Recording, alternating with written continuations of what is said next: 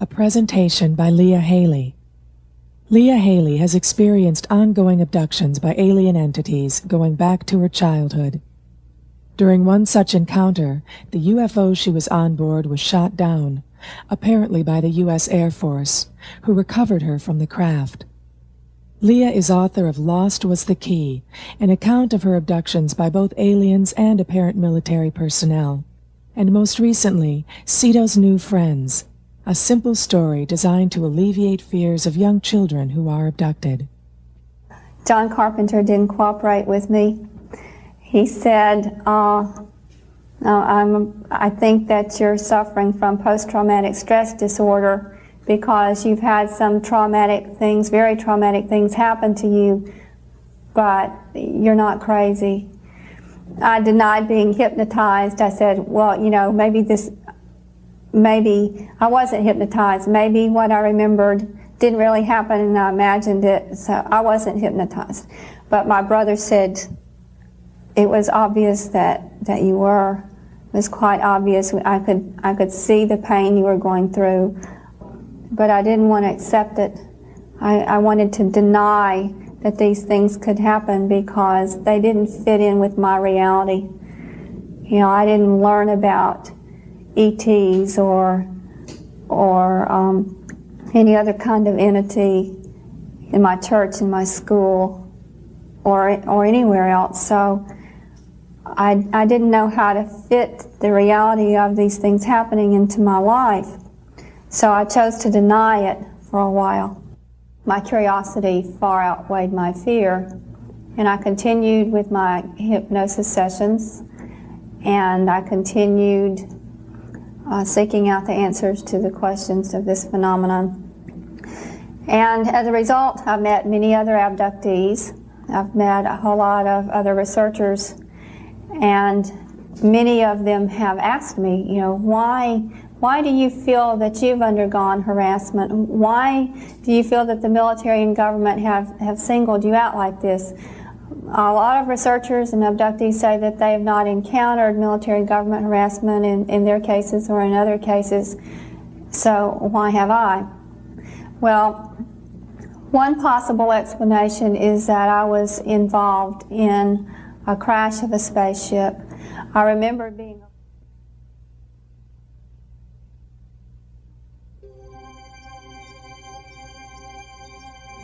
prior to 1990, I led a relatively normal life, which is minding my own business, teaching accounting courses at a local university, and I was a certified public accountant, not practicing at the time, but just teaching accounting courses.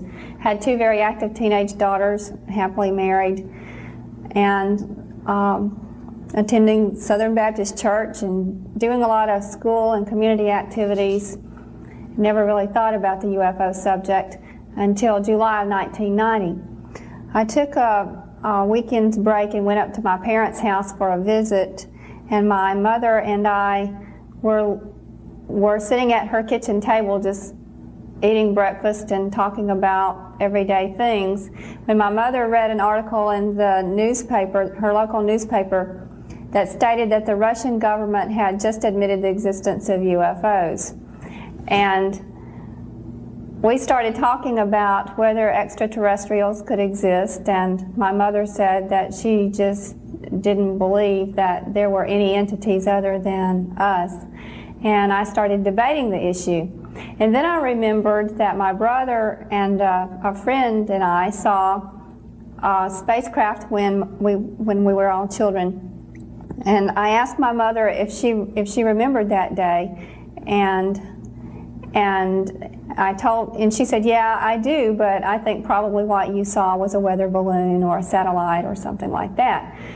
Well, my mother didn't see the object, so she said, well, your brother's coming over for a visit in a little while. I'll just ask him if he remembers seeing anything that day. Well, my brother soon came into the kitchen too, and I said to him, Seth, do you remember seeing that object that we thought was a flying saucer when we were kids? And he said, oh yeah, how could I ever forget that? And so I asked him what he remembered about that day, and he remembered the same thing I did. He remembered seeing an object that was silver in color, spherical in shape. It was sitting stationary in the sky to the north of us, and it sat there for a long time. It was in the afternoon. The sky was blue, white clouds, it's a sunny day, and every once in a while the sun would shine on the object such that it looked bluish, sometimes bluish in color, most of the time silver. We watched it for a long time, and then it looked as if it floated down into the woods nearby to the east. And we went and looked for the object. We thought that we'd like to see if it was a spaceship. We called them flying saucers back then. It was a long time ago. But we went into the woods looking for the object and came back out very disappointed that we hadn't found it. When I remembered this incident in 1990, my brother and I commented on how unusual it was, how strange it was that we never talked about it.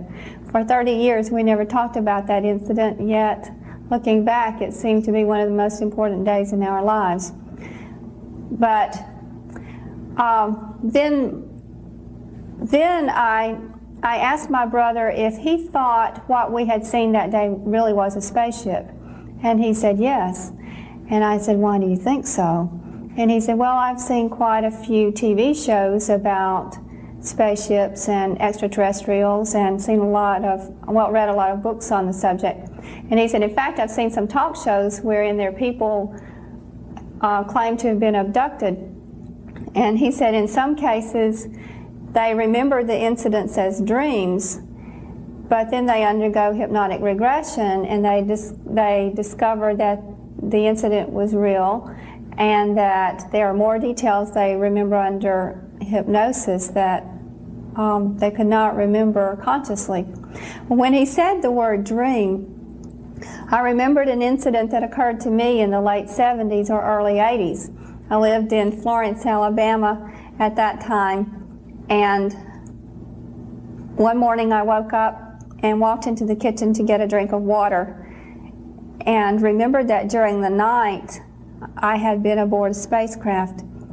How I knew it was a spacecraft, I don't know. I didn't know then how I knew that, but I knew that I was in a round room that was extremely bright, and I remembered chalky colored creatures with big, huge, black, almond-shaped eyes performing medical procedures on me. I couldn't remember what kind of procedures they performed. I just remembered that it was done. And when I remembered that, I thought, oh, wait a minute, this had to have been a dream. There's no way in the world that entities could get in the house, and there's no way that a spaceship could get in the neighborhood without all the neighbors seeing it, and there's no way that I could have gotten out of the bedroom without my husband waking up and discovering my being gone. So this could not have happened. It had to have been a dream. There's no other logical explanation for it. I never heard about abductions back then in the 70s or 80s, so I didn't know they occurred. So then I said to myself, though, but why does this seem so real? It didn't seem like a dream. It seemed that I was really there in this round room with entities all around me performing medical exam. Why does it seem so real if it wasn't? But then I thought again, well, no, it can't be real. It's impossible. Things like this just don't happen. And then I thought, well, the entities couldn't get into the house. All the doors and windows are locked. And then I thought, well, they are locked, aren't they? Just maybe this did happen and a door window wasn't locked. So I walked around the house and physically checked all the doors and windows, and they were indeed locked. So I told myself that it had to have been a dream. It's the only thing it could have been, that things like that just couldn't happen. And I convinced myself that it was a dream and was able to forget about it until July 1990 when my brother and I had this conversation at my parents' kitchen table. And I sat there for a few minutes trying to decide whether I should tell my brother about this dream or not. And I finally mustered up the courage to do so. I don't know why I hesitated. If it had been just a dream, why should I have hesitated to tell anyone about it? But there was always something about that felt real. Finally, I did muster up the courage to tell my brother about the dream, and as I told him about it, I noticed that my mother was turning white as a ghost, and the more I spoke, the whiter she turned and had a shocked expression on her face. And my brother's eyebrow shot up, and he kind of got a crooked smile on his face. And finally I said to them, why are you two looking at me like that? Do you think I've gone crazy? What does this expression mean? My mother didn't answer, and my brother finally said, well, you know, we read communion, and what you're describing here is just like what we've read. And he said, what you're describing is what I've heard people talk about on TV. He said, I don't think what happened to you was a dream. It sounds real to me. Well, I started thinking about that and told my brother that I had to find out whether the incident was real or a dream. I had to know. I just had to know. My mother begged me to drop the idea, not to pursue finding out whether it was a dream or not.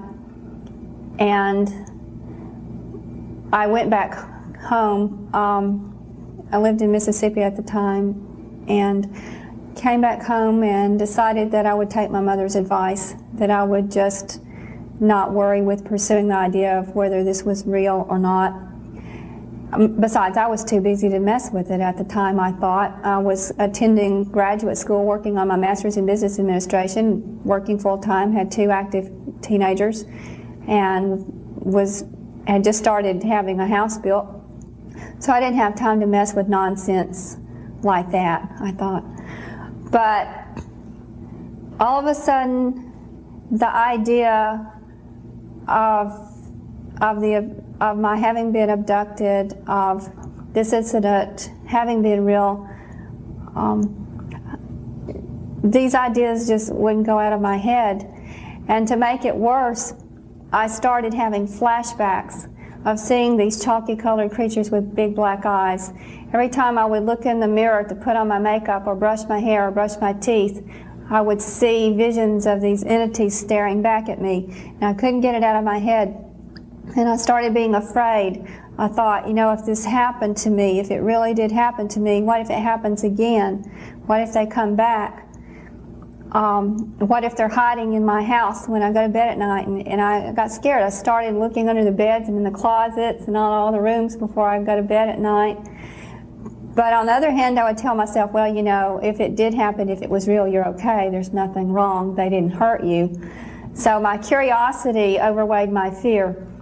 And I decided that I had to find out whether this encounter was real or not. I put it off for a while, and then finally I called my brother and asked him if he could give me the name of someone who could help me determine whether my so-called dream was actually a dream or a real event. He put me in touch with Bud Hopkins. He gave me Bud Hopkins' name and address. I wrote to Bud, and it was several months before I got a response. In the meantime, I noticed some odd things started happening to me. I started being followed by cars, white sedans, dark blue sedans. Sometimes it seemed that cars were following me that were of other colors, and this unnerved me somewhat. I didn't know why all of a sudden I was being followed.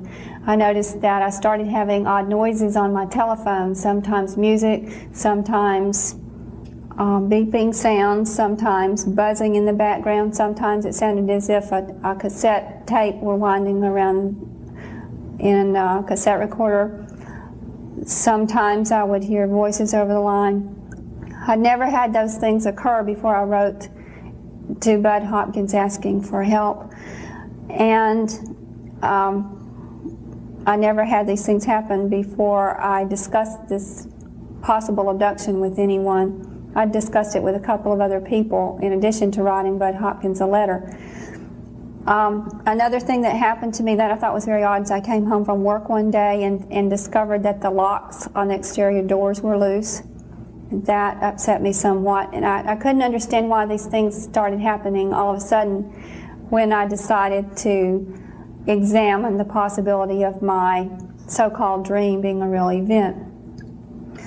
Another odd thing that happened was in October of 1990, I woke up one morning above my bed, not in it, and I felt that I was awake, that it was really something that happened, that it wasn't a dream, but I had no explanation for it. I also remembered being in a beam of light. I was lying horizontally in a beam of light. But after it happened, I thought, this is weird. Something's wrong with me. I'm going crazy. Things like this just can't happen. Not too long after that, I got some information from Bud Hopkins. There was one article or one little publication that talked about the pros and cons of hypnotic regression to examine whether a person has had alien abductions or not. And then there was another little bulletin that he sent that seemed to be a series of articles written by researchers. Well, I tossed that one aside and didn't read it immediately. And it was a couple of months later that I finally read it. And when I did read it, I noticed an article in there about an abductee, an alien abductee, lying above her bed and dropping down onto her waterbed. And when I read that, I just about went berserk, because I thought, gosh, this woman is an alien abductee, and she's had an encounter like the experience I remembered a couple of months ago. And that was the straw that broke the camel's back. When I read that article and realized that somebody besides myself was hovering above the bed, I had to, at that point in time, find out whether I had actually been abducted by aliens or not. So, I noticed at the top of the information Bud Hopkins sent me, there was a name, address, and phone number of a researcher that Bud Hopkins told me to get in touch with in his note. And the man's name was John Carpenter. He is now the Director of Abduction Research for the Mutual UFO Network. And I called him and told him what I've just said, told him everything that had happened to me that I remembered, and asked him if he could help me find out whether or not this incident I recalled was a dream, or whether it was a real event, or whether I was just going crazy. When I found out he was a psychotherapist, that convinced me that I should go see him. You know, first of all, having the degrees and experience and the UFO background and the hypnotic background and the therapeutic background, all that gave me the right tools to volunteer. I still had to learn a great deal, but there were a lot of things that transferred over. I'd worked with trauma victims. I'd worked with rapes and different issues, and so what the feelings people were having was not unusual. In fact, in many cases, not nearly as intense as some of the psychiatric patients I've dealt with. Most of these people know how to cope. They've just gotten knocked off center by these experiences that are confusing. But basically, once they understand what's going on and they know what to think about, and then they often are right back to coping pretty well. So my interest was, one, in helping those people. Secondly, just plain curiosity as to what's going on. And third, knowing that I could contribute and be a part of the process. I mean, it's a pioneering, it's a frontier. And that's exciting. If that doesn't stimulate a person's interest, then they must be dead. Because that is, when you have the opportunity to work on a pioneering frontier, and almost like, well, you can watch Star Trek and enjoy it, but when you actually are there exploring alien dimensions in your own office and finding a lot of credibility and a lot of matches and a lot of interesting details, that's exciting work. And Sure, and all the time weeding out anybody who may be having a psychiatric issue and not really having an abduction. That's one advantage I have, is I can do research, and I can also make sure that they're both oars in the water. And thus far, I can't really say any of the legitimate referrals I've had have ever turned out to be psychological problems. They may have some minor issues they've been working with, but never anything that explains or serves as a source for all of these experiences, not even begin to do that.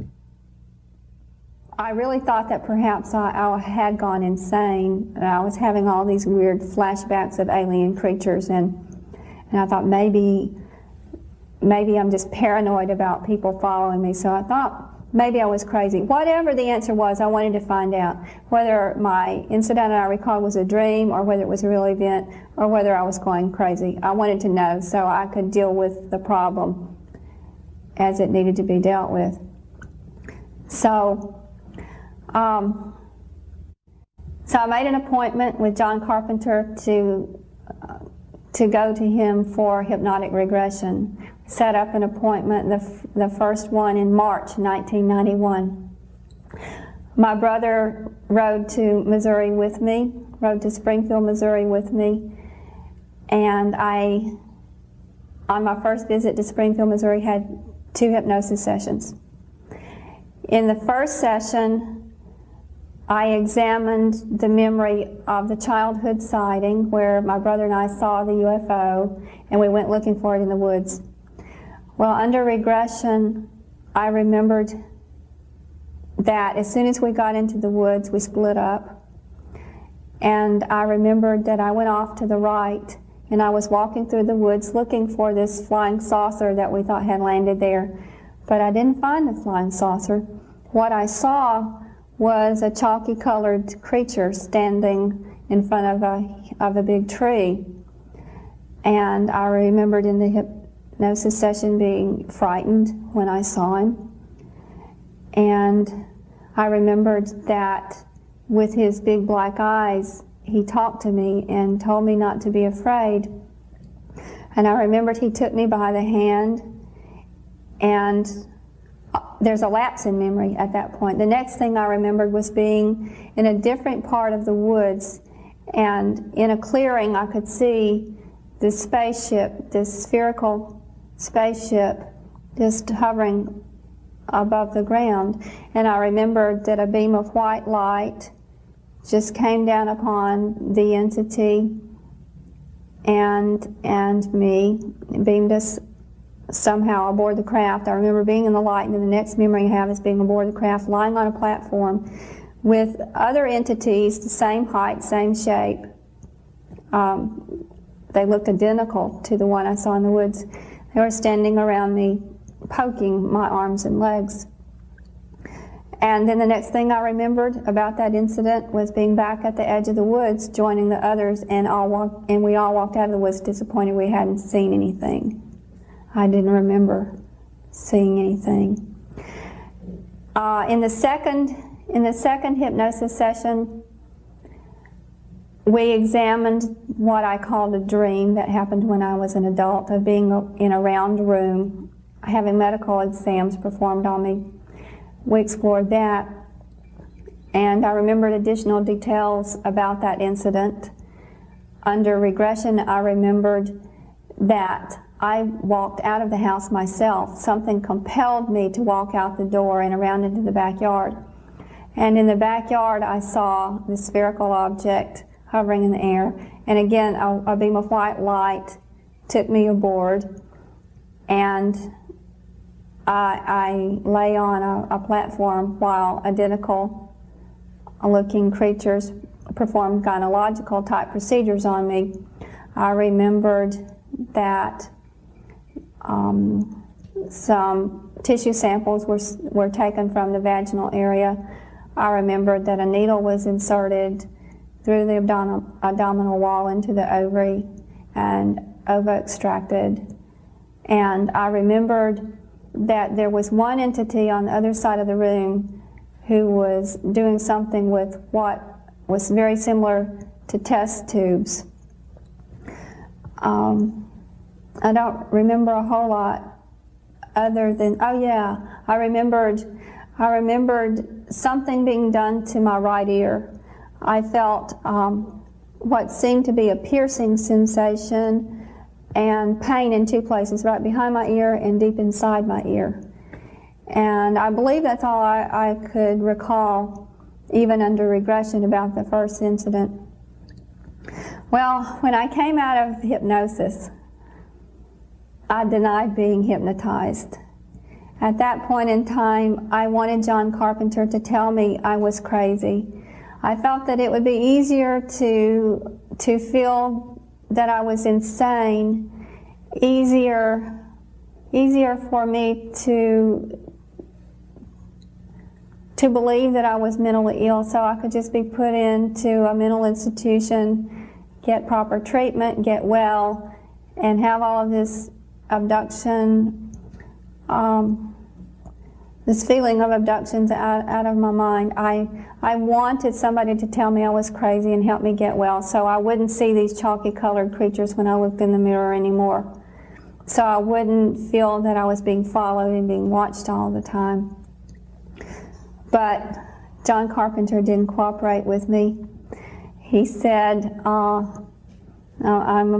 think that you're suffering from post-traumatic stress disorder because you've had some traumatic things, very traumatic things happen to you, but you're not crazy.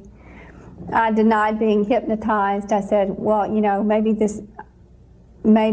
I wasn't hypnotized. Maybe what I remembered didn't really happen and I imagined it, so I wasn't hypnotized. But my brother said it was obvious that you were. It was quite obvious. I could see the pain you were going through. I could tell that you were reliving things by the expressions on your faces. On your face. So John and my brother tried hard to convince me that what I'd remembered was real, but I didn't want to accept it. I wanted to deny that these things could happen because they didn't fit in with my reality. You know, I didn't learn about ETs or any other kind of entity in my church, in my school, or anywhere else. So I didn't know how to fit the reality of these things happening into my life. So I chose to deny it for a while.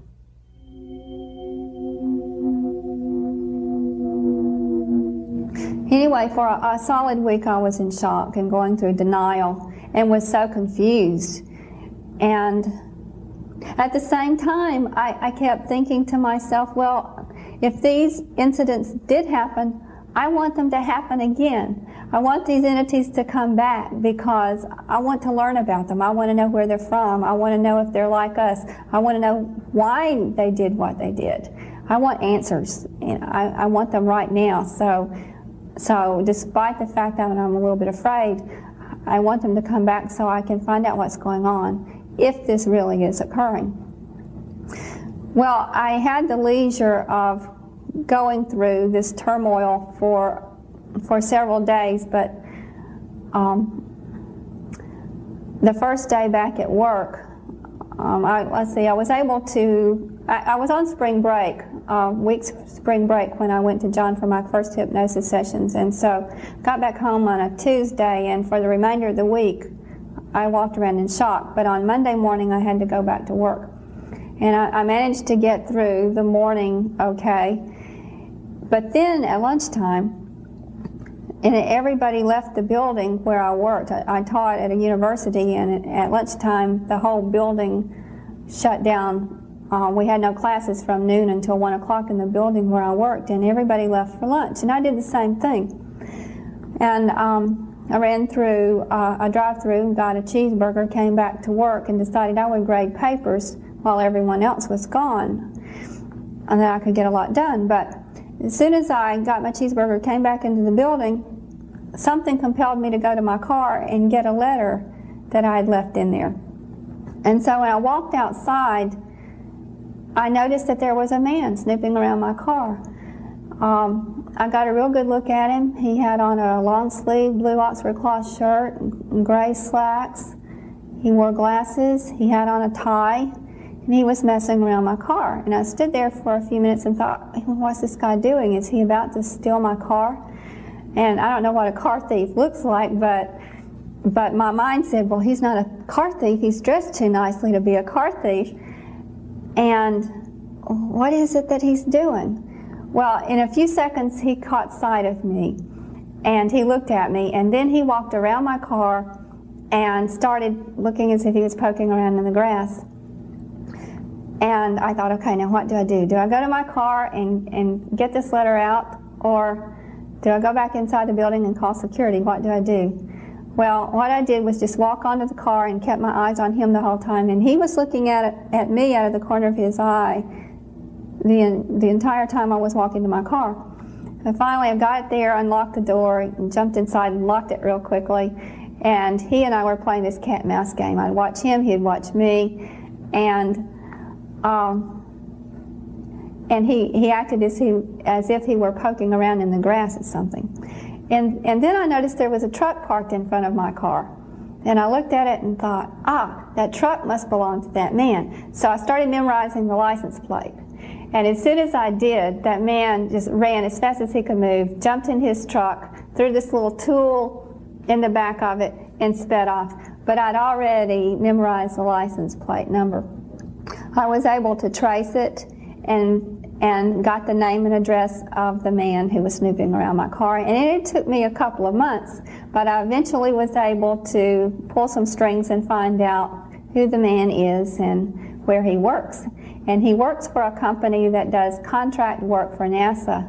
And the company he works for is responsible for calibrating the equipment related to the space shuttle's external tanks. And in the meantime, before I got that information, there were some other strange things that happened to me. I moved into my new house that I had built, and I came home from work one day and found the exterior doors had been loosened in my new home. We had an elaborate security system put into the house, and it kept malfunctioning. And the security people came out practically daily for a couple of months and were extremely exasperated because they couldn't figure out why the memory in my security system was being erased.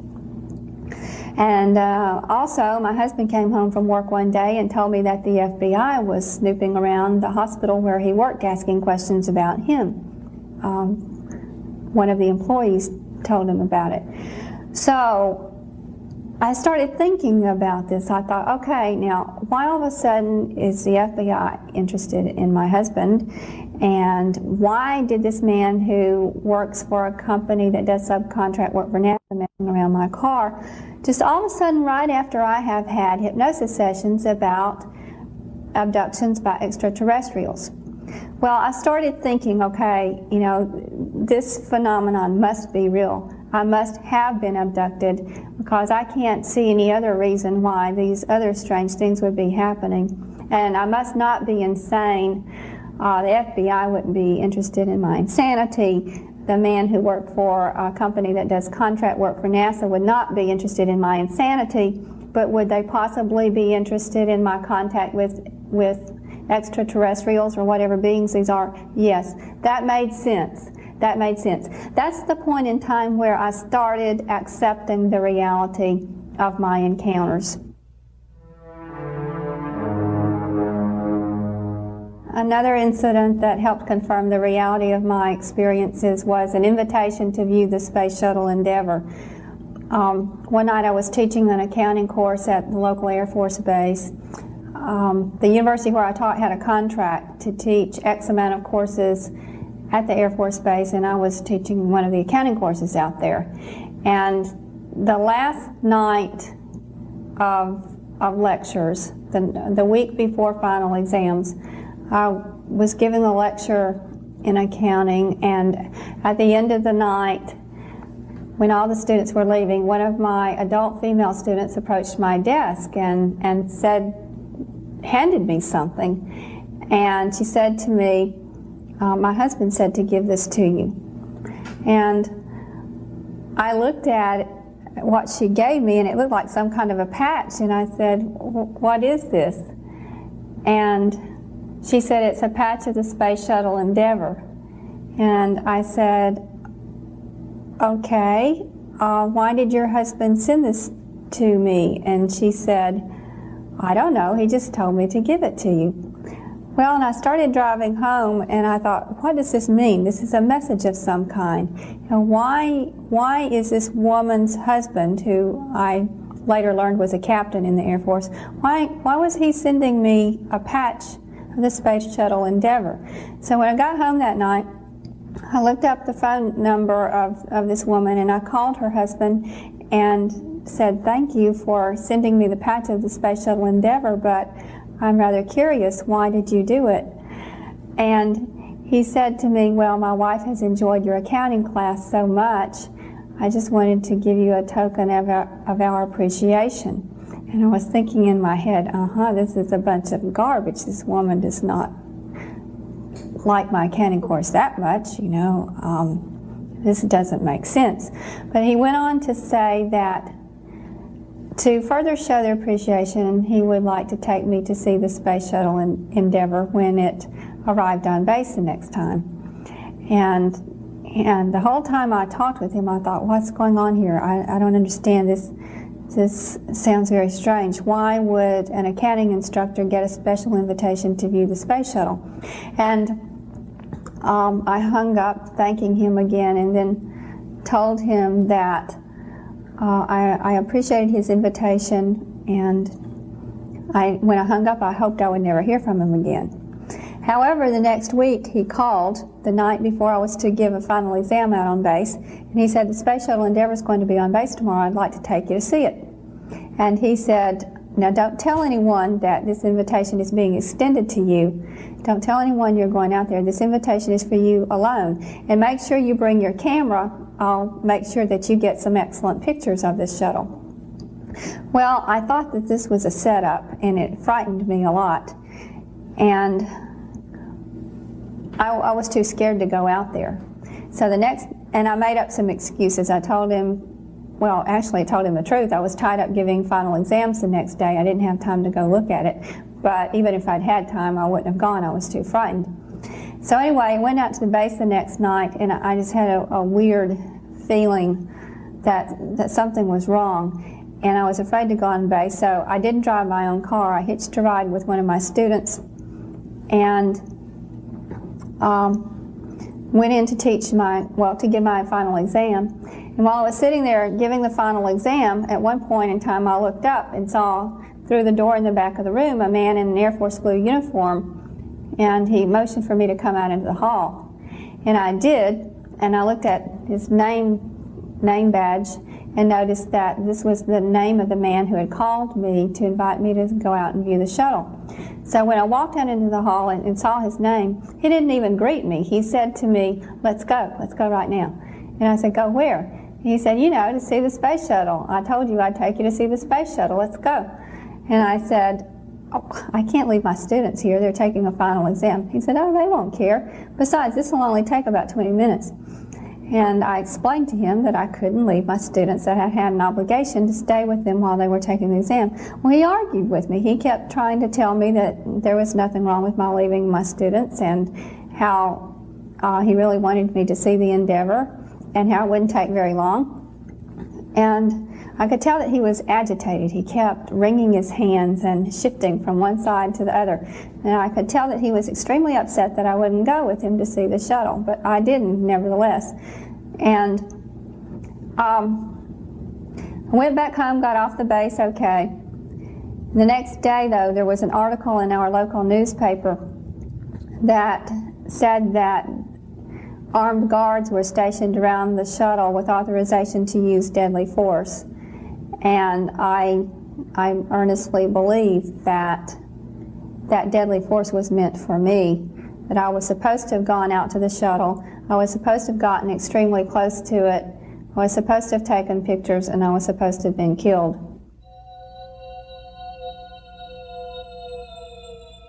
My curiosity far outweighed my fear, and I continued with my hypnosis sessions. and I continued seeking out the answers to the questions of this phenomenon. And as a result, I've met many other abductees. I've met a whole lot of other researchers, and many of them have asked me, why do you feel that you've undergone harassment? Why do you feel that the military and government have singled you out like this? A lot of researchers and abductees say that they have not encountered military government harassment in their cases or in other cases, so why have I? Well, one possible explanation is that I was involved in a crash of a spaceship. I remember being aboard a craft, aboard a spaceship, and I remember looking out the porthole onto the ocean below. I'm not 100% positive where this took place, but I have an idea. Anyway, I was looking out the porthole, and I saw a military ship on the ocean below, and while I was looking at it, I felt a jolt, and I remember falling backwards and hitting my head on something. And the next thing I recalled was waking up and walking out an opening of the craft onto a beach, sandy area. And I remembered hearing airplanes and helicopters overhead. And I remembered seeing a man with an alien creature over his shoulder. I remembered seeing a lifeboat approach the shore, and two men motioned for me to come aboard that lifeboat. Before that happened, I remembered when I walked out onto the beach toward the water, I remembered somebody yelling at me to stay where I was. Somebody said, "Stay right there, don't move." The sound sounded amplified to me. I don't know now if it was because my head was hurting so bad, feeling as if it were going to explode, or if there was some kind of megaphone or something like that amplifying the sound. I remember getting into the lifeboat, not struggling, but going with two men in the lifeboat out to the big military ship.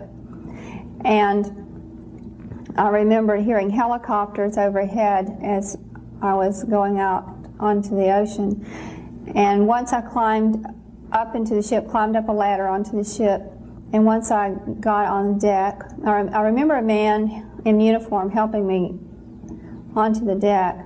And once I got up there, I saw one alien still alive lying on the deck of the ship.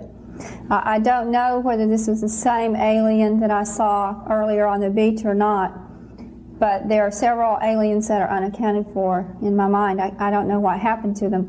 I know that there were at least 4 aliens aboard the craft with me, and I saw 1 or 2 after the crash. I don't know what happened to the others. I remembered wanting to help this entity that was still alive, and 2 men grabbed me and took me down some stairs onto a lower deck of the ship.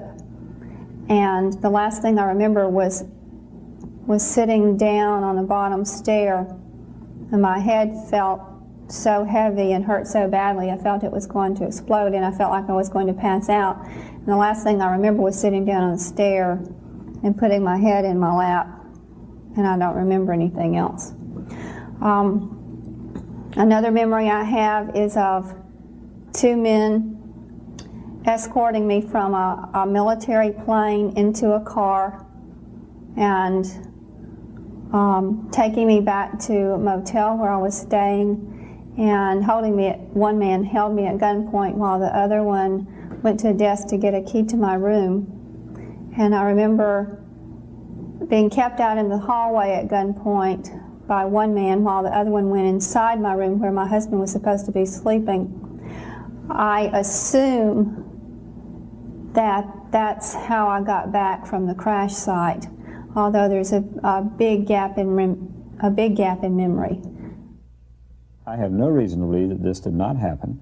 I think it's a case where the alien folks picked up Leah, and because she happened to be on the vehicle that was knocked down with a non-lethal weapon, by apparently the guys at Eglin Air Force Base, 10 miles from my home. The Air Force guys, or the government guys, had to get her back to where the aliens picked her up from. Now this is a pretty tricky situation, but I think that's what happened. And the government guys did something to block her memory. You know, when the alien folks pick people up, they normally block their memories, probably through some kind of telepathic process or hypnotic process of that onboard experience. In September of 1992, I decided to try to find the crash site where it possibly occurred. I think it's possible that it occurred in the Gulf Breeze area around Navarre Beach. I'm not positive. I have reason to believe that's where it took place, but I can't be sure. I do know that the area down there is consistent with what I remembered in my hypnosis session. Anyway, I decided to walk one day from Navarre Beach to Fort Walton Beach to see if the area did look consistent with the crash site, and it did. And that portion of beach where I walked is right at the border of Eglin Air Force Base. About halfway through my walk, I saw some equipment that has since been confirmed as being an electromagnetic pulse device. Some of the researchers who worked on my case believe that this electromagnetic pulse device was responsible for downing the craft that I was in when the crash occurred. But she called me later and she said she'd figured out when it happened and she wanted to know where. So she came down again, and I told her that there's a lot of that kind of beach around, but if you're trying to find that kind of beach where there is privacy from civilian vehicles and stuff, no sign of habitation, and military folks on hand almost immediately, then the stretch between Navarre and Fort Walton Beach has 13 miles that fits that description. The only access is by walking. So she and I and Bob Reed walked the 13 miles from Navarre to Fort Walton, and about 4 or 5 miles out we got to a place where Leah said, "Stop. This looks like the place I got out of that vehicle." And she looked in all directions and she said it felt like the place. And we walked another mile or so and came across a phased array radar on the back of a military flatbed that was pulled up between the sand dunes, and it was facing southwest at a low angle of elevation toward the waters south of Gulf Breeze. There were sensors around it. We walked another mile or so and we came across a very interesting compound that had a fence around it with a lot of barbed wire and apparently motion sensors at the corners, sensors like I'm told they have around missile silo sites. There was a huge machine right up next to the beach that had a white metal base and a white horseshoe that turned and a white donut in the middle. The donut is probably 5 or 6 feet in diameter, maybe a foot wide, 18 inches deep, and is obviously an omnidirectional vehicle. Had a cable going to the donut about the size of my wrist to a trailer that was no windows, air conditioned. There was a wooden access stand, a warning light, and when I showed that picture to a number of electrical engineers and we tried to figure out what that could be, what use that could have, the only thing we could come up with was directed EMP device, electromagnetic pulse, devastating to anything electronic. It's interesting that the first time I gave a lecture and showed that picture, it was out in California, San Diego. An old gentleman came up to me after the lecture and said, when I saw that picture, I got chills up and down my spine. He says, "I'm the engineer who made the drawings of that for the company that made it," and told me who made it. And he says, "You have correctly named it. It is a directed EMP device." And it was only after that that I read about in Aviation Week about how Eglin Air Force Base is the location for the work on the development of the leading contender in our nation's non-lethal weapons program, directed EMP devices. It's a lot of circumstantial evidence, but Yeah. it really adds up, especially when you consider that all the security went away from the hangar as soon as the Joint Chiefs, a few days after the Joint Chiefs left. Whatever they went in there to see, which I suspect right now was the vehicle that Leah was on, was taken in that hangar. That's the closest government place where people won't see it, that they could get it. They just have to take it right down the water, or they put it on a barge, or how they got it down there, and get it in that hangar. Nobody would see it.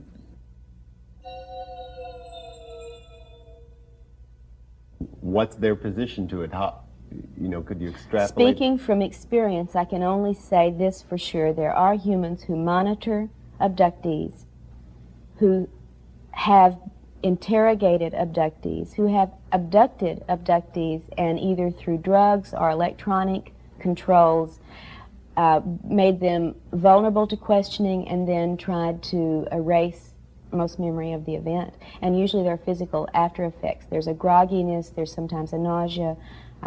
It's sometimes very physically there after the event happens. Whether they're involved actively with the aliens in doing this or with a group of aliens, we theorize because we get reports of and ourselves see alien entities with the military people. But to what extent they are cooperative or coercive, we don't know. ETs have said they control the military in some instances. We don't know if that's true or not. They lie. I've experienced what I consider some extreme forms of harassment by military government officials. At least I believe they're military and government officials. I can't prove it. For instance, I had an encounter one night. I was abducted by the chalky-colored creatures, and their normal medical experiments were performed on me. But they didn't bring me all the way home that night. Instead, what they did was drop me off in a field near my home. I remember being somewhat programmed. I felt as if I were in some kind of a zombie state, and I remember thinking to myself as I was looking up into the sky, I've got to get back home. I've got to get back home. And while I was standing out in the field thinking about that, as if I were programmed, a helicopter landed in front of me. And so a bunch of men wearing green fatigues and carrying big black machine guns jumped out of the helicopter and came up to me and grabbed me. And I started yelling expletives at them as soon as I realized what was going on, and struggled with them, but to no avail. And they dragged me into the helicopter, and as I approached the helicopter, I saw a man wearing Air Force blue uniform. He seemed to be the one in charge of the situation. I remember him telling me that I was a troublemaker and they were going to have to shut me up. And this was about the point in time that I had decided I was going to undergo hypnotic regression to recover my memories. Anyway, I was taken aboard the helicopter. It seemed that we flew a short distance, and the helicopter landed near a building that had restricted on the door. And I was shoved inside, and as soon as I got inside the door, the man in the Air Force blue uniform said to a group of men who were apparently waiting for me to arrive, "Here she is. She's a cocky little bitch." And there was a man in a khaki uniform standing at the opposite side of the room, and he looked at me coldly and said, "Well, we'll just take care of that." And they did. The next thing I remembered was someone giving me a shot in my right arm, and I remembered becoming very dizzy and feeling as if I were going to pass out. I remember being shoved into a chair, and I remember asking the man in the khaki uniform what they wanted with me, what I was doing there, what they wanted. And he told me, quoting, it's none of your damn business, just shut up and listen. I told him I wasn't ready to listen, that I wanted an explanation for why I was there, and I didn't get one. He told me, I just remember him telling me that I had not seen a spaceship. He kept telling me over and over again, you did not see a spaceship, do you understand? You did not see a spaceship. And I argued with him. I said, I know what I saw. What are you trying to cover up? And again, he said, it's none of your damn business. Interestingly, he didn't say we're not trying to cover up anything. He just told me it was none of my business. I don't remember much after that. I remember getting very dizzy, very weak, putting my head down. And I remember at one point being put on a stretcher, being put in the back of a truck. And I had my eyes closed, and I heard one man say to another,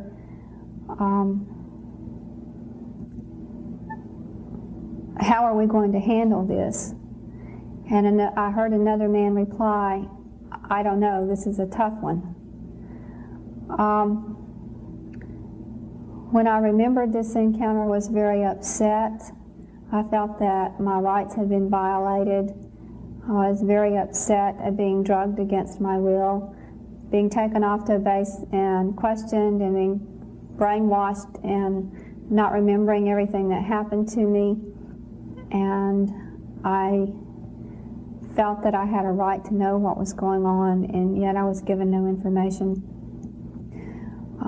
That's only one incident that I've had with apparent military government people. I remembered being in what I believed to be a military hospital. Again, I saw men in uniform and men in white lab coats. I recall being given shots. I remember being strapped down. I remember being given shock treatment. And again, I was told that I had caused these people trouble. I don't know what kind of trouble I've caused, so I'm exasperated about not knowing what they're talking about. They've wiped too much memory from my mind.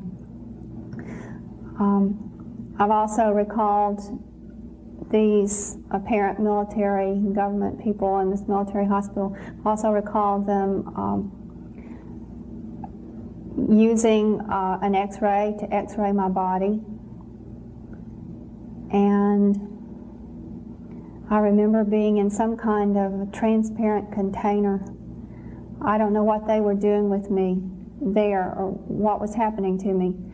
I do know that my ear hurt when I was in this facility, my right ear, the one that I had recalled the aliens messing with earlier. And I do know that after this encounter, I no longer heard some Morse code type beeps in my right ear that I had been hearing previously. I assume that these individuals removed something from my ear that had been causing tones, but I'm not sure. I don't know for certain that's what happened.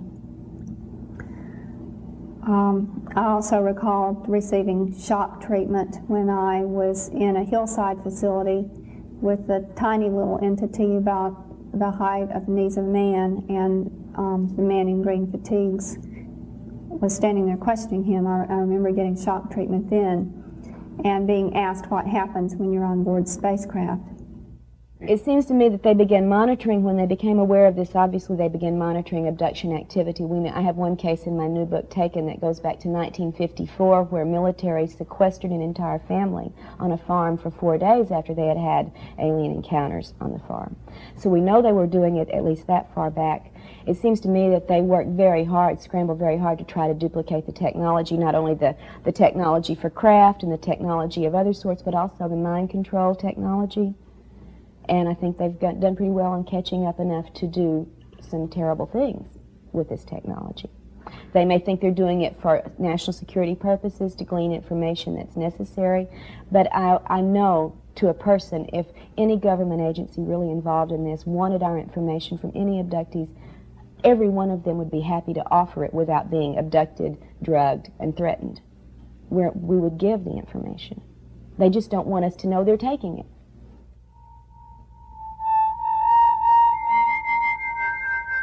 the United States, we seem to have cornered the market on gray activity, if you will, the little gray alien activity, where Europeans don't experience as much gray activity.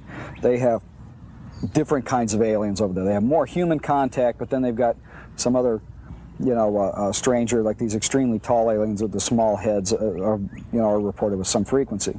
And we don't hear about them over here. So, in a general sense, yes, there does appear to be territorialization of the planet, where it's almost like the Gray said, we got the U.S., you guys go over here, and they break it up. Even though we get Gray reports from South America and Australia and other places, most of them are talked about right here.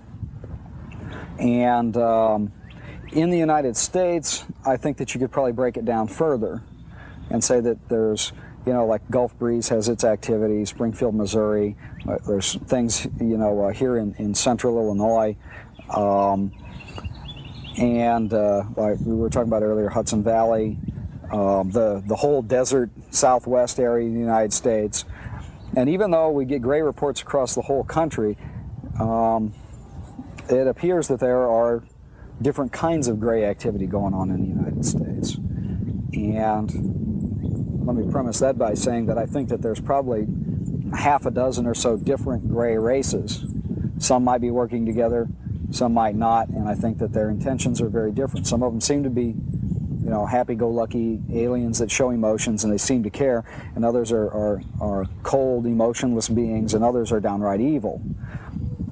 Personally, I think this reflects different races, possibly of different origins.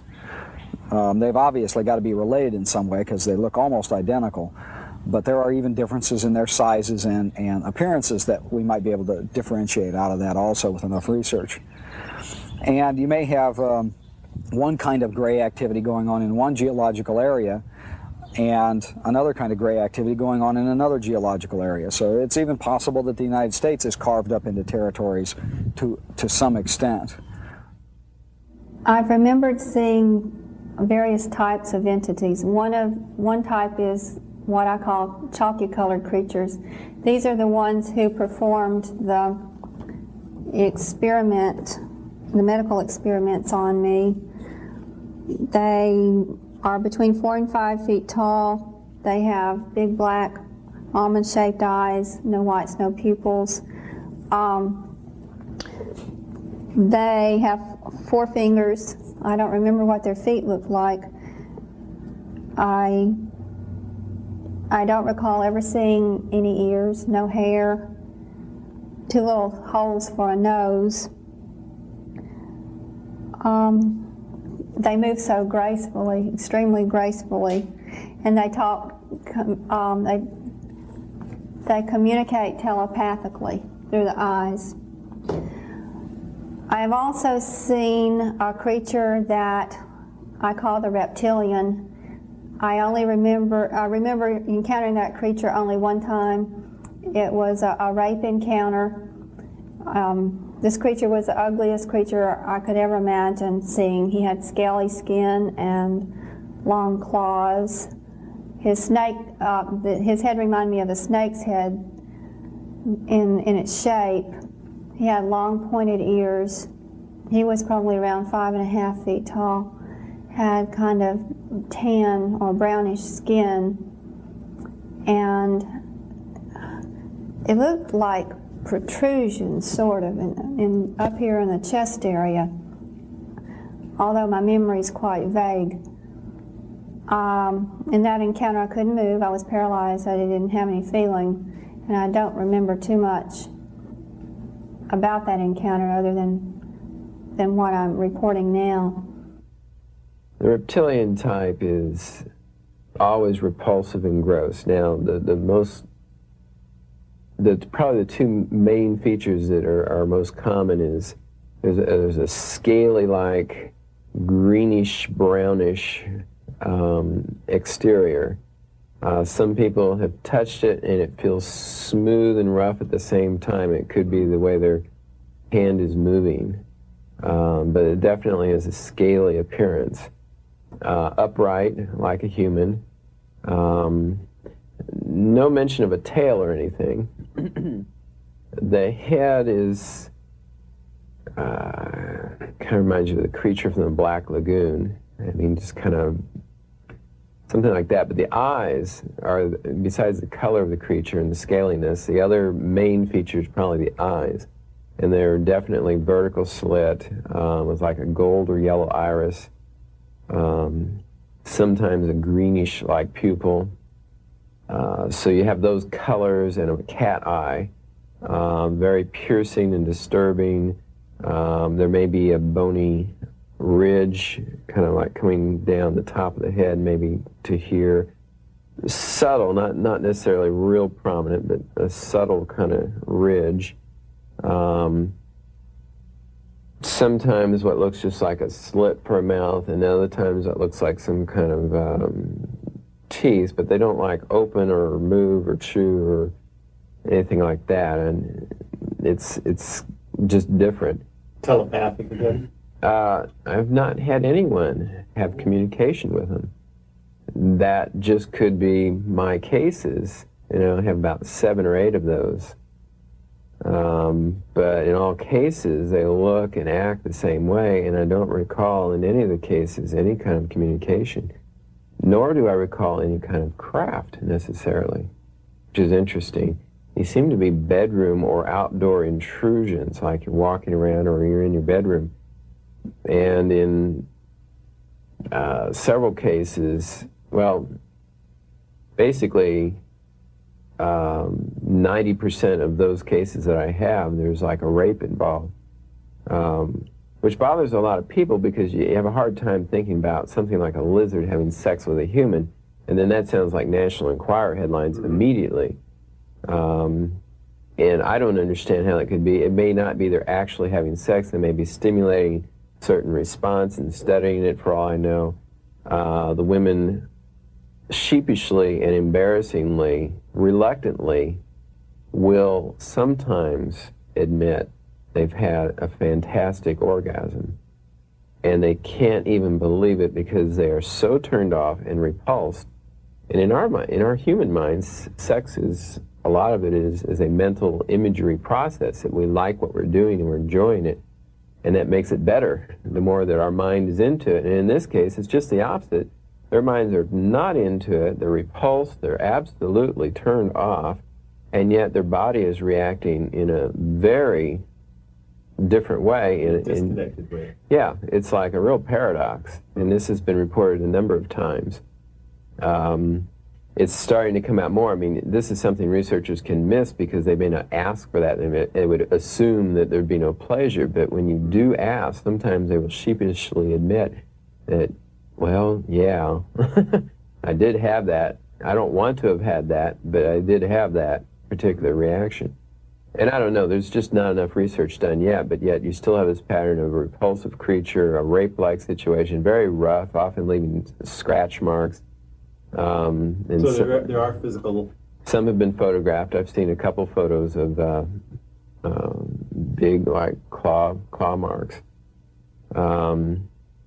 And again, the nice thing about this type of alien research is that nobody's written about it, really. I doubt there's any book from a serious researcher that really focuses in on these types. And they don't seem to, I mean, even though it's kind of a traumatic thing, I'm sure most people would assume that was just a nightmare. But as a little bit more information comes out on that, we've already seen from all across the country, we get many similarities regarding that type.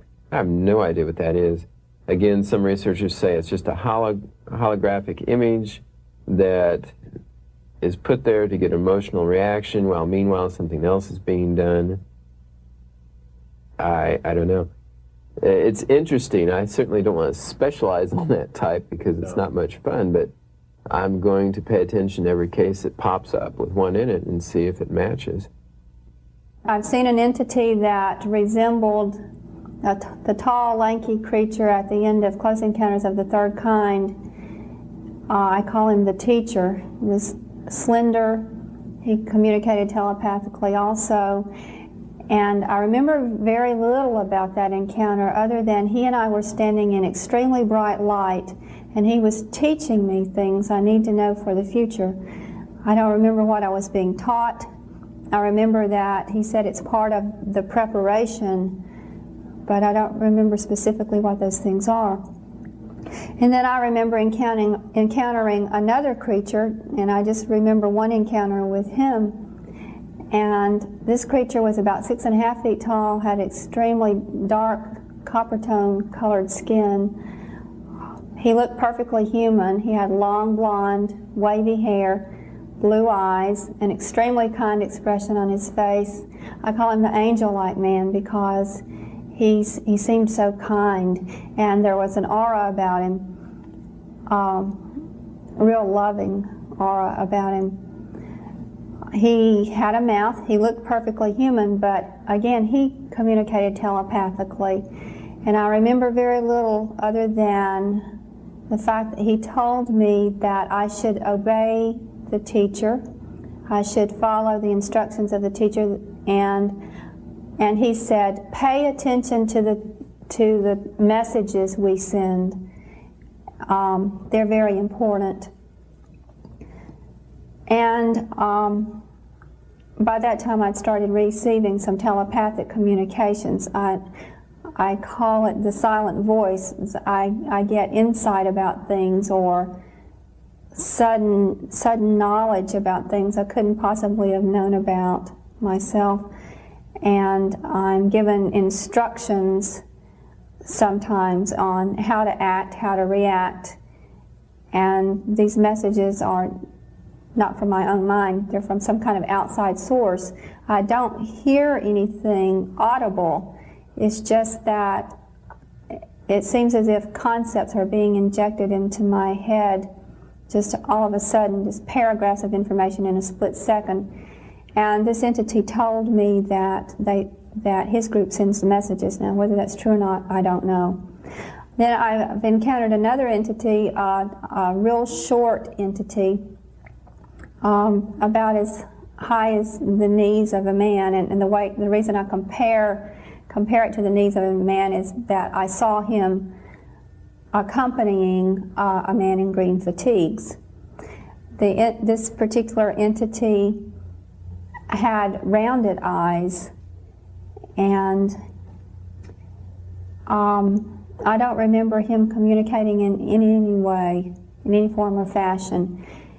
I remember there was some kind of an unreal quality about him. I can't put my finger on it really, but something very strange, very odd about this creature. I believe he was responsible for administering shock to me when I refused to answer questions that the man in green fatigues was posing, but I'm not sure. I've also remembered encounters with some entities who looked perfectly human, women with short brown hair who told me they were Pleiadian. If my memory is accurate, I've had at least 2 encounters with those entities. They seem to be teaching me things. I remember them explaining to me that their people were responsible for monitoring the world's situation, but stepping in only if necessary. And I don't remember too much more other than that. And those are the only entities I can recall. I know that I've had encounters that I don't recall. I have physical evidence some mornings when I have awakened. I found marks on my body that I couldn't possibly have done to myself, and I can't explain, have no memory of. The phenomenon is so closely associated with paranormal. All different aspects, no matter how you try to weed it out, it doesn't work. You find people with lifelong abduction experiences often have much psychic ability and poltergeist activity. And I have a theory that may account for both of those. Number one, with psychic activity, since telepathy is reported in 99% of my cases and any I've heard about, which is a remarkable consistency when aliens could have low voices and robot voices and all sorts of TV-like constructions. And no one has ever used the word telepathy. In experiential terms, they're saying, well, I feel the words in my head. I don't know how that can be. Or it's like their thoughts are in my head. Or I'm hearing it but not with my ears. And experientially, they're describing that. Okay, if that process has gone on all their life with numerous abductions, they're making the brain receive and work in a different way. It's like exercising a muscle that normally doesn't get used. All right, if that muscle gets in shape, then when they're not around, hey, you might be able to pick up telepathically from people and other things, because that muscle, I mean, you know, has been trained and used through all these encounters. There's a very strong correlation of psychic ability connected with people who've had lifelong experiences. It's just very interesting.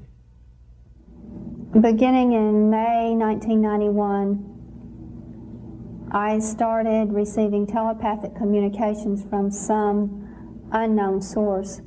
The first time I received any communication of this sort was after one of my hypnosis sessions, where I remembered being interrogated in a conference room on base.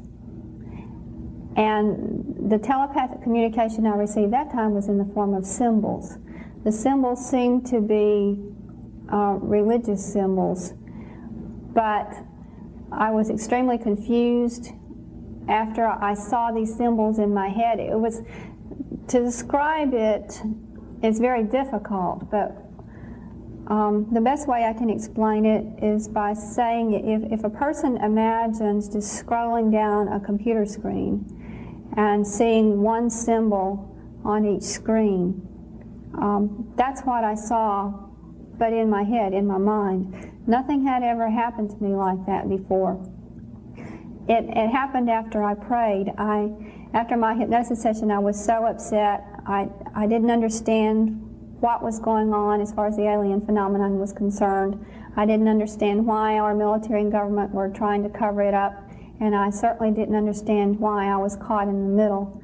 It was before I remembered being involved in the crash, and so I didn't know at that point in time why I might be singled out by military and government officials. So I was extremely upset, and I was praying to God to give me answers to these questions that I had. And I was begging for God to help me understand what was going on. You know, why were these aliens interested in me? Why were the military and government officials interested in me? And what was happening? What did the phenomenon mean? And I was begging for answers. And that's when I first saw symbols scrolling through my head. I don't understand what they mean. Even to this day, I don't know what they mean, but they did give me a source of comfort, and I was able to go to sleep. So some of my telepathic communications have come in the form of symbols. There was another time that I had a dream of symbols, but again, I don't remember what the symbols meant or why they were in my head. I've also received verbal telepathic communications, although not audible. I don't hear a voice. I call the communications the silent voice because I don't really hear anything. I just have instant knowledge in my head. Some of the communications of this nature I've received involve spiritual type things. For instance, one night I was asleep and something awakened me, and I sat up in bed, and then all of a sudden got a lot of information about what this silent voice called the spiritual grid of the universe. And the message there was that we live in different eras, and the era we live in now is about to end, and a new era is about to begin. And I was told that people who are in tune with this awakening would be given the opportunity to go to a higher spiritual level if they want to. I was told that everything that we do basically is because we choose to do so. We have freedom of choice in all things. And I was told that if we choose to stay on the same spiritual level we're on now, we can do that.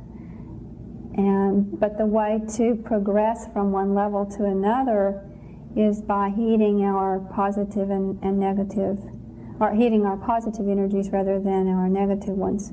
So that's one communication I have received.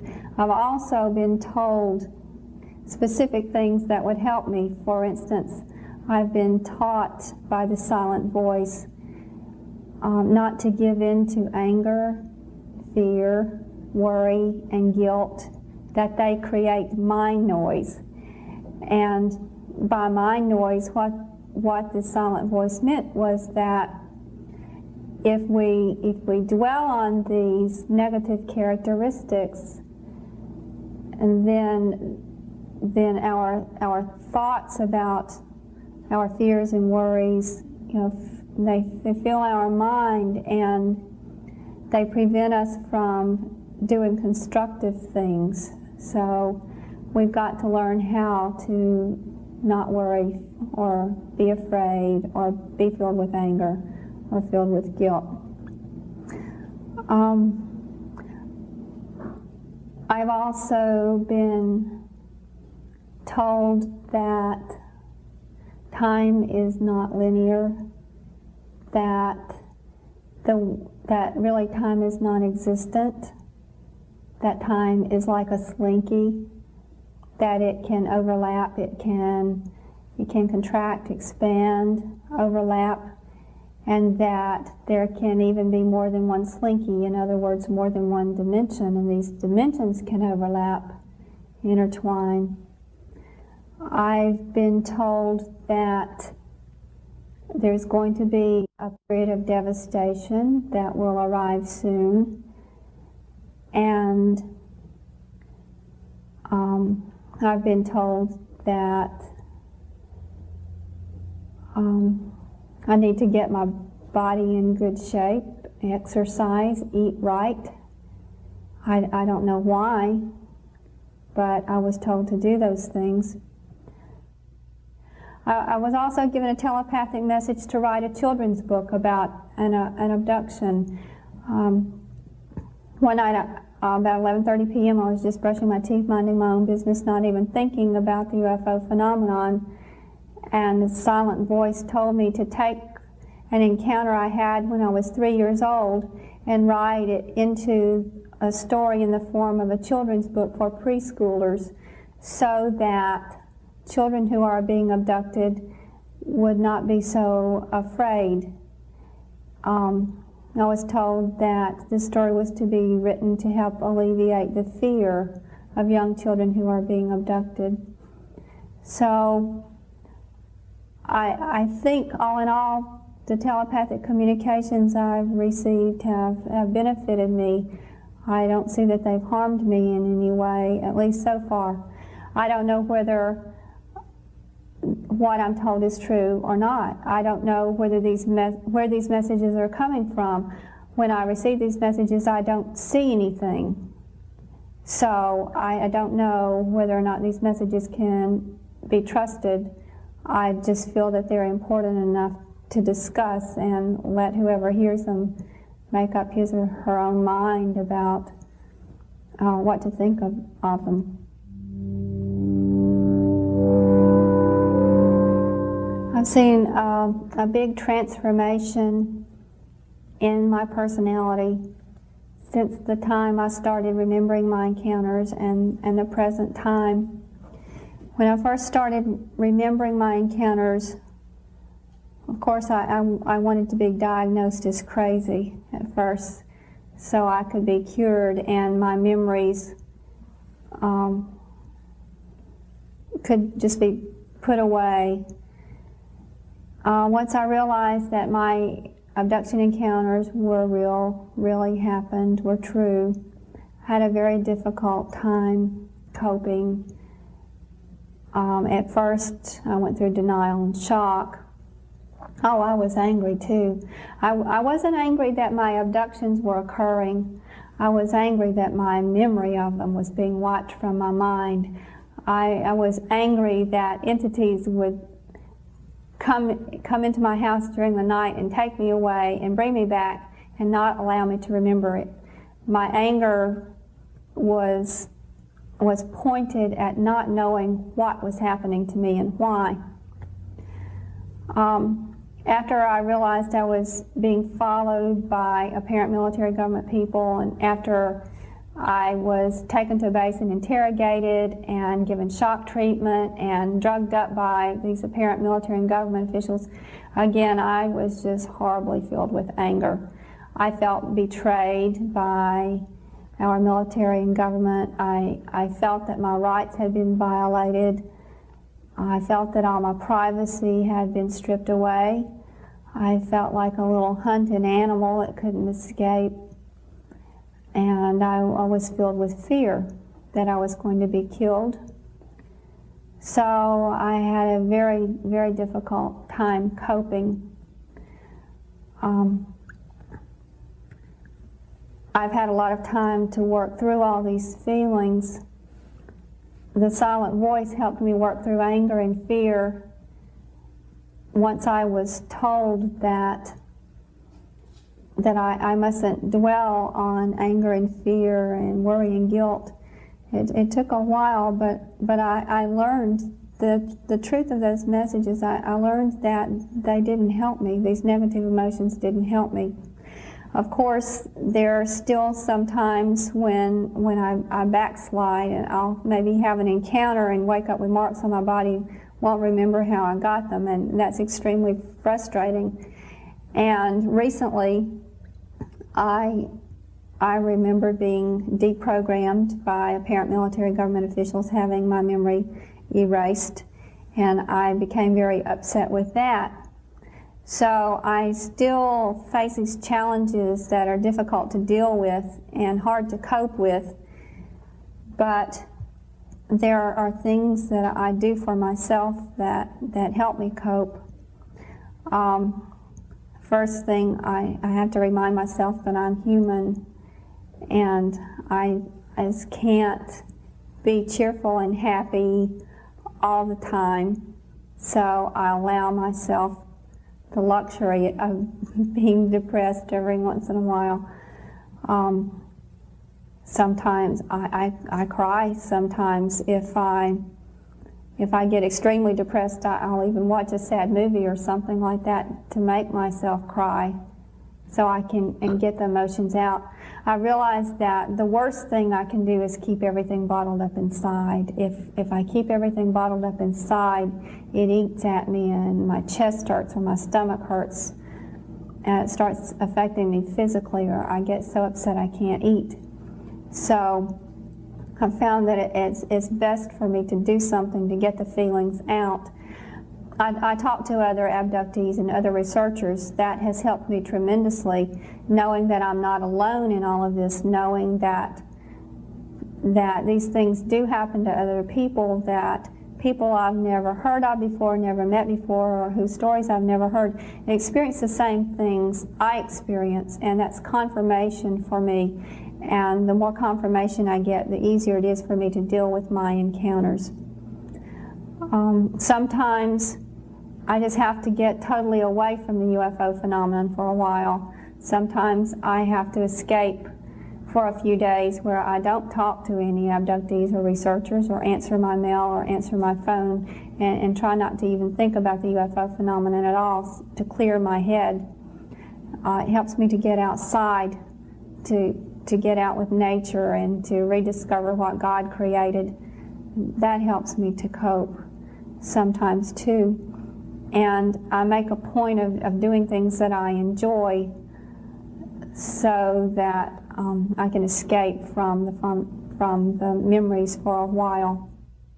Many professionals do end up watching this. I think it's very important for them to realize they can't try to fit this into their regular business or office practice.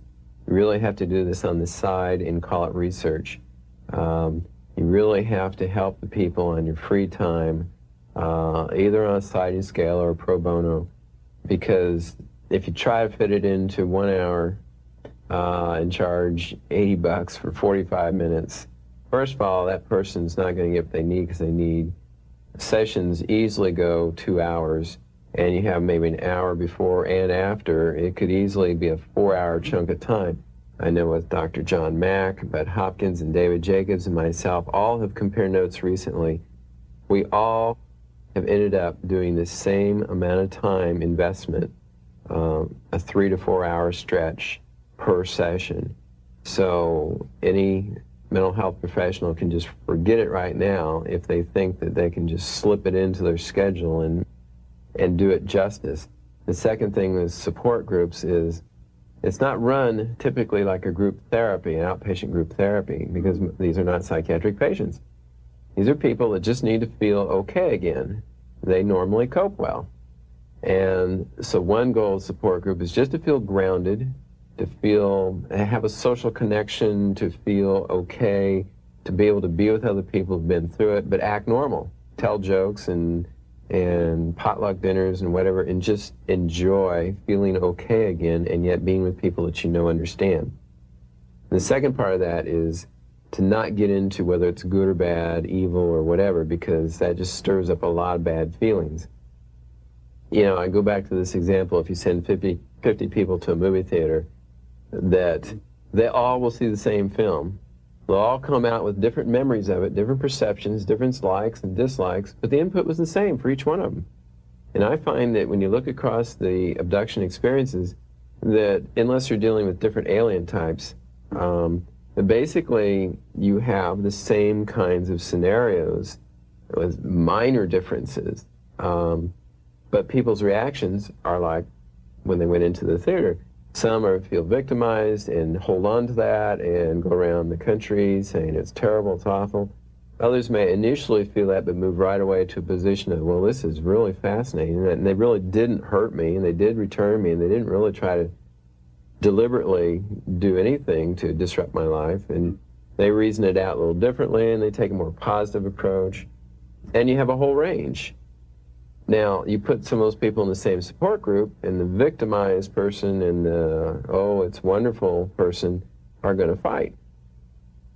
And they've got to accept that they can take this experience in different ways, and that how each of them takes it is okay. That you can't try to convince the other person they're right or wrong, because it's like politics and religion. You don't debate those things because you never get anywhere. A lot of people ask me how I'm able to cope with this abductee status so well. But what they don't know, because they don't see it, is that I don't always deal with it so well. You know, there's still so many things that happen to me that I still have trouble coping with. And I have my friends and other people to support me, and I pray a lot. I pray to God, but you know, all we can do is just do the best we can, and that's all we can ask of ourselves.